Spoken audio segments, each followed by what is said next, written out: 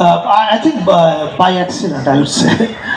আমার উপদেষ্টা হওয়ার কোনো কথা এবং ইচ্ছা কিছুই ছিল না, যে কোনো চাপে পড়ে আমাকে নিতে হয়েছে। কিন্তু আমরা যে আজকে এখানে কাজ করছি বা কাজ করতে পারছি বা দেশের মানুষের জন্য কিছু করার সুযোগ পেয়েছি, এই সুযোগটা আমাদের সামনে এনে দিয়েছে জুলাইয়ের শহীদরা। এবং এর আগে গত 16-17 বছর যারা গণতান্ত্রিক আন্দোলনে অংশ নিয়েছে, প্রাণ হারিয়েছে, কেউ অনেকে গুম হয়েছে, তারা প্রত্যেকেই, এবং আমি তাদের সবাইকে শ্রদ্ধার সাথে স্মরণ করতে চাই। এবারে আন্দোলনের আপনারা যদি একটা গুণগত বা একটা চরিত্রের পরিবর্তন যদি দেখি, আমরা কয়েকটা পরিবর্তন। প্রথম পরিবর্তন হচ্ছে নারীদের অংশগ্রহণ। আমার মনে পড়ে না এর আগে নারীরা ফ্রন্টলাইনে এত অংশগ্রহণ করেছে আমি দেখিনি।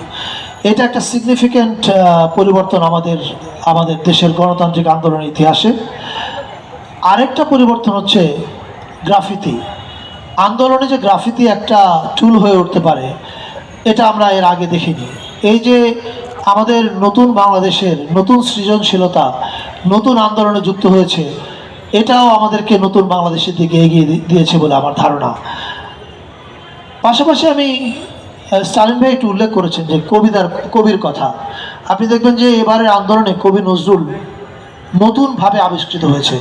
নজরুলের কবিতা বিভিন্ন জায়গায় দেয়ালে লেখা হয়েছে, স্লোগানে এসছে, গানে এসছে, এমনকি মানে এখনকার সময়ের কবিদের মধ্যেও কবিতা, আমি যেমন হাসান রুবায়েদের কবিতা বলতে পারি।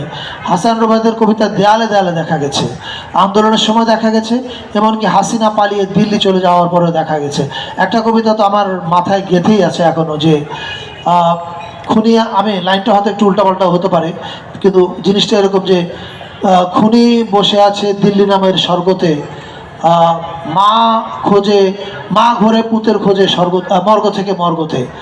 এটা এখনও আমার মাথার মধ্যে গেঁথে আছে। সো এবারের আন্দোলনে কবিতা, গ্রাফিতি এগুলো খুবই কি বলে কার্যকরভাবে মানুষকে অনুপ্রেরণা দিয়েছে। অর্থাৎ আমরা শিল্পের শক্তির কাছে আবারও ফিরে গেছি, এবং শিল্পই আমাদেরকে আবার শক্তি দিয়েছে এই ফ্যাসিস্ট হাসিনাকে বাংলাদেশ থেকে তাড়িয়ে দেওয়ার জন্য। এখন যখন আমরা ফ্যাসিস্টকে তাড়ানোর কথা বলছি, তখন আসলে আমরা মত প্রকাশের স্বাধীনতার কথা বলতে হবে। গতকালকে আমাদের আমি ঠিক মানে বিভিন্ন পত্রিকার রিপোর্টে দেখেছি, বিভিন্ন ফেসবুক পোস্টে দেখেছি একটা সংবাদ, যেটা এক ধরনের ভুল বোঝাবুঝির তৈরি করছে।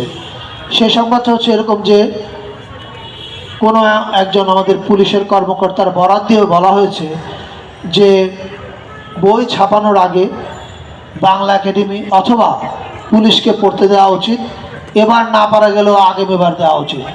এটা অবিশ্বাস্য, এটা হাস্যকর, এটা আমাদের সরকারের নীতিমালার আশেপাশেই নাই।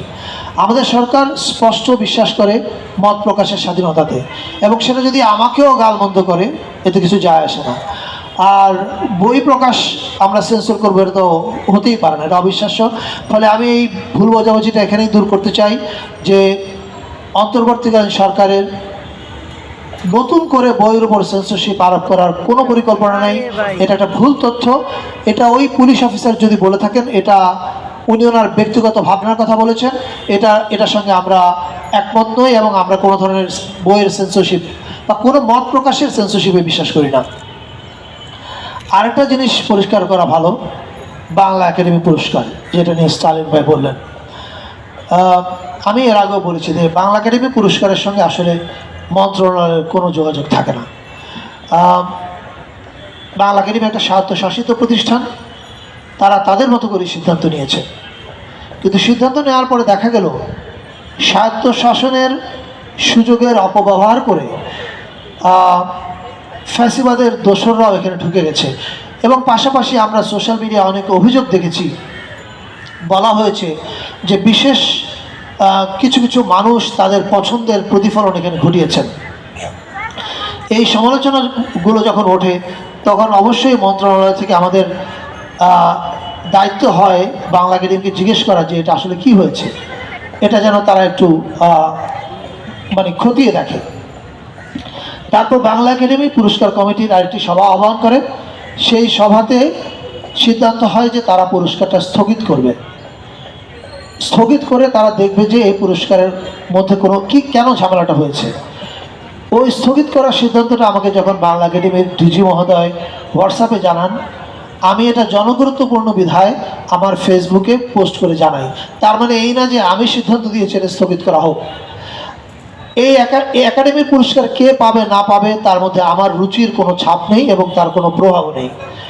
তবে এবং নমিনেশনের খামগুলো খোলা হবে পুরস্কার কমিটি মিটিংয়ে।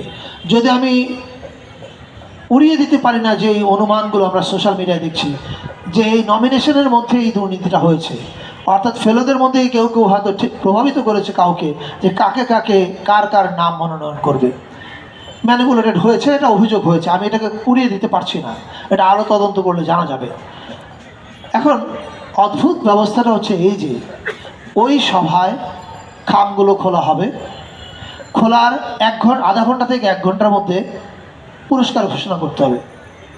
এখন দেখেন, পুরস্কার কমিটিতে 7-8 জন লোক থাকে, তাদের সব লেখকের সব বই নাও পড়া থাকতে পারে।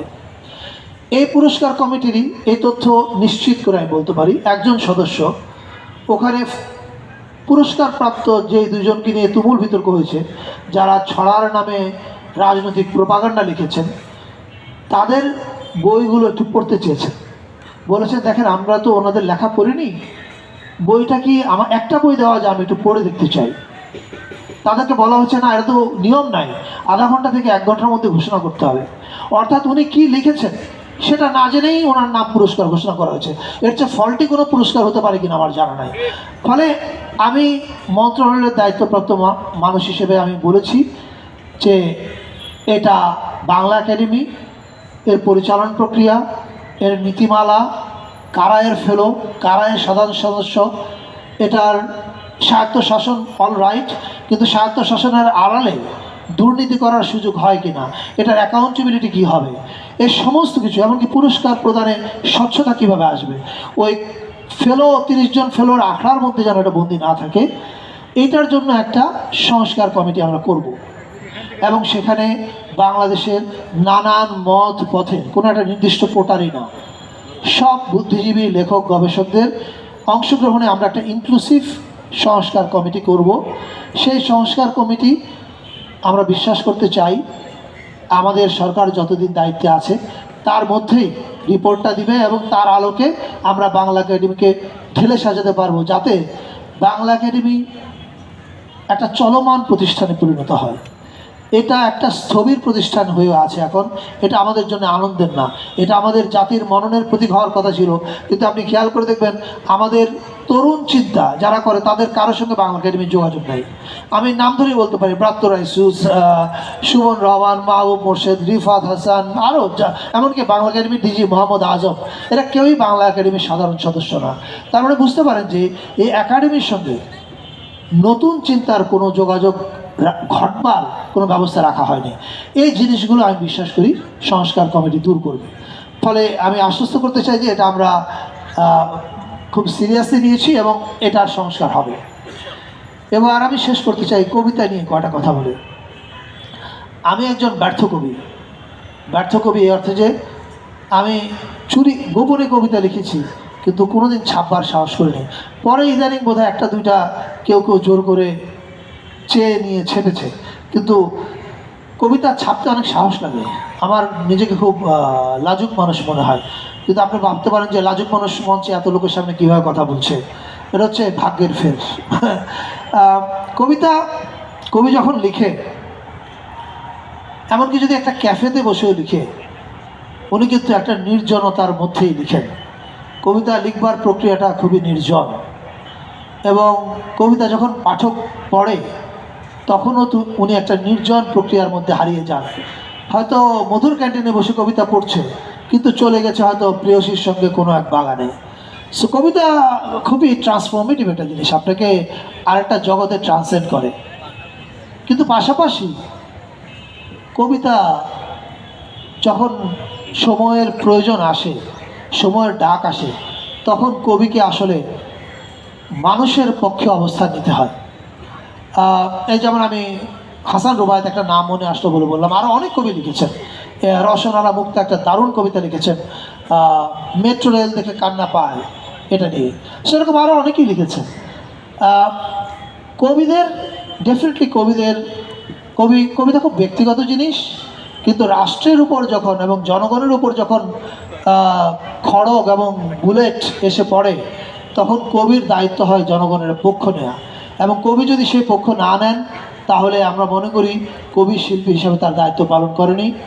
আনফর্চুনেটলি গত 15-16 বছরে আমাদের বেশিরভাগ কবিরাই সেই দায়িত্ব বোধহয় পালন করেননি। আমি আশা করব এবং বিশ্বাস করব, দেখেন আমি মন্ত্রী না, আমি আপনাদের জগতের মানুষ, 2 দিন পরে আবার এখানে আসব। আমি বিশ্বাস করতে চাই আমাদের শিল্প সাহিত্য অঙ্গনের মানুষেরা সবাই জনগণের পক্ষেই থাকবেন এবং যেটা জনগণের ভালো সেটার পক্ষে কথা বলবেন। এতে যার সমালোচনা হয়, যার বিরুদ্ধে যায়, সেটার দিকে শিল্পী বা কবিদের তাকানো উচিত না। এমনকি আমাদের সরকারের বিরুদ্ধে গেলেও প্লিজ গো হেড, আপনারা বলতে থাকেন। এই বলে আমি আমার কবিতা শেষ করবো। তবে আমি একটা 2 লাইনের কবিতা আজকে পড়বার লোভ সামলাতে পারছি না। এই কবিতাটা আমি লিখেছিলাম 2017-18 দিকে, 18 সালে ইলেকশনের সময় আমার ফেসবুকে আমি পোস্ট করেছিলাম। পরে একদিন একটা অর্থনীতিবিদ দেবপ্রিয় ভট্টাচার্য, ওনার বাসায় একটা দাওয়াত ছিল, সেই দাওয়াতে আমি ঘরোয়া আড্ডায় বলেছিলাম। এরপরে আমি আমার 840 নামে একটা সিরিজ বেরোয়েছে, ফিল্ম, এখন সিরিজ হিসাবে বেরোবে, ওখানে ওই কবিতাটা ব্যবহার করেছি। কবিতাটা 2 লাইনের। কবিতার নাম হচ্ছে গদি। 2018 ইলেকশনে এসে আমি বুঝলাম যে গদি আঁকড়ে থাকলে এমন অবস্থা হয় যে, আচ্ছা আমি শানে নজরুলটা আগে না বলি, আগে কবিতাটা বলি। কবিতাটা হচ্ছে সহিস ঘোড়ায়, কবিতার নাম গদি, আর কবিতা হচ্ছে সহিস ঘোড়ায় চড়া শেখালে যদি, নামা কেন শেখালে না। গত ফ্যাসিস্ট সরকারকে দেখে আমার মনে হয়েছে ওরা ওদের নামার রাস্তা সব এমনভাবে বন্ধ করেছে আর খুঁজে পাচ্ছে না কোন দিক দিয়ে নামবে। And that is a problem. আপনি যখন জনগণের ভোট অথবা ভোট ছাড়া যেভাবে আসেন ক্ষমতায়, আপনার নামার রাস্তা যদি আপনি খোলা রাখতে না পারেন এবং আপনি যদি এমন অপকর্ম করে ফেলেন যে আপনি ভয় পেতে থাকেন নামলে মানুষ আপনাকে শেষ করে ফেলবে, তাহলে বুঝতে হবে আপনি রাজনীতি ভুল করেছেন। তা আমি আশা করি আমাদের ভবিষ্যতে গণতান্ত্রিক নির্বাচনে নির্বাচিত হয়ে যেই রাজনীতিবিদ ভাই বোনেরা ক্ষমতায় আসবেন, তারা আর এই ভুলটা করবেন না। আমি জাতীয় কবিতা উৎসবের সাফল্য কামনা করি। অনেক কথা বললাম, ধৈর্য ধরে শোনার জন্য আপনাদের সবাইকে ধন্যবাদ। Thank you.